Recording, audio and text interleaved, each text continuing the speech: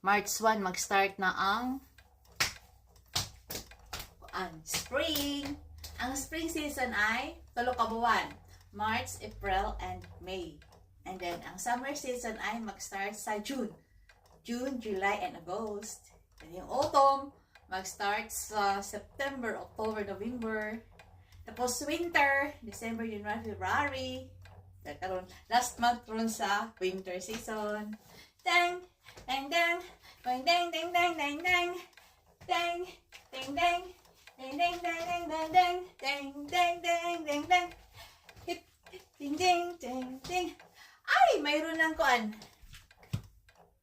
Ang akong balon wala pa mo kuan. Wala mo. Sani? Wala mo kuan hiyos. February 14. Ako yung bumili nito. Apat ni kabuok. Dang dang dang dang dang dang dang dang dang dang. Ito ay, ano ba? Nagsasayo lang ako ganyan TikTok. Mali akong gisuot. Pero, kini siya, di pa na siya pwede karong mga panahon na, kahit tugnaw pa. Kini siya, pwede ni siya sa Mayo pa ni ako masuot. Pag inaani ko sa Mayo. Pero mag-kuan ko ay mag-leggings. Dili inaani sa gawas kay. Thank, bye-bye!